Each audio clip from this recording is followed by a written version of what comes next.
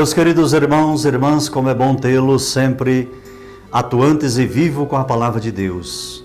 Hoje nós teremos a quarta-feira abençoada, porque Deus vai iluminar o seu caminho. Não esqueça que no final do programa, nós sempre temos um momento catequético com a palavra de Deus.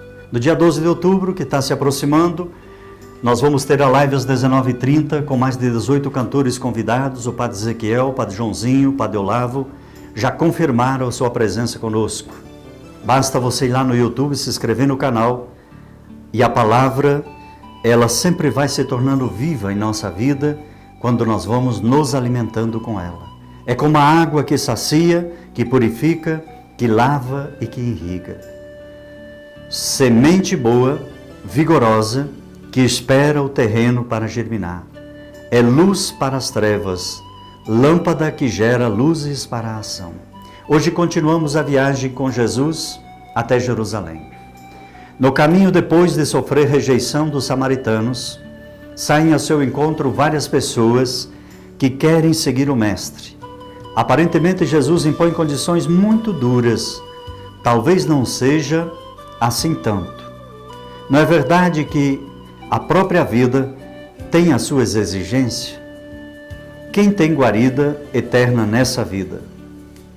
Não é verdade que às vezes perdemos o tempo com coisas de mortos e que dizem coisas inúteis? Pode alguém lançar-se a forma uma família, uma empresa e depois voltar para trás? Vamos dar continuidade hoje na palavra de Deus e nesse momento catequético, trazendo para você a palavra de Deus. Como entender a autoria dos livros da Bíblia? Em primeiro lugar, é preciso considerar que a Bíblia ela foi escrita em mutirão, isto é, por homens e mulheres de idades e épocas e lugares diferentes. Os autores da Bíblia costumam atribuir suas obras às personagens importantes do passado.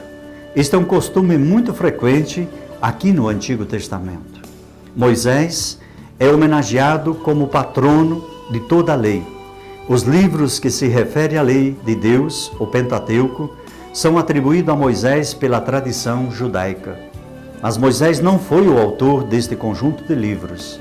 Isso porque os especialistas nos estudos da Bíblia chegaram à conclusão de que a redação dos primeiros escritos teve início na época do rei Salomão.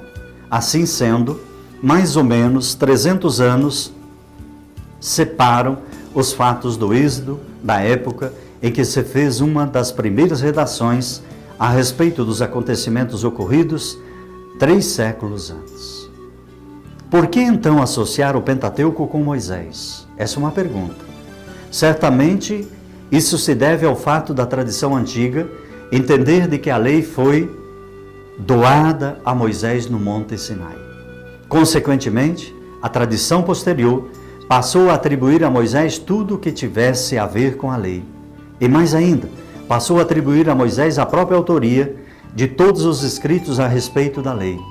Os livros que constituem o Pentateuco são Gênesis, Êxodo, Levítico, Números e Deuteronômio. 5. Davi é homenageado como o patrono da oração. Quase a metade dos salmos é atribuídos a Davi, que tinha a fama de poeta e cantor. Além disso, segundo os livros de crônicas, Davi foi o grande promotor do culto em Jerusalém. Tudo isso fez a Davi uma figura intimamente ligada à oração. Então, se atribui a ele a autoria dos salmos, possivelmente em suas homenagens. Vamos conferir os salmos. Pegue na sua Bíblia agora o Salmo 101, 100. O 103, 2, 131, 130 e o 133, 132. Por que existem sempre 2? Porque nós temos Bíblias diferentes. Então, quando foi escrito o 131, provavelmente você vai encontrar no 132, dependendo da Bíblia que você usa. Salomão é homenageado como o patrono da sabedoria.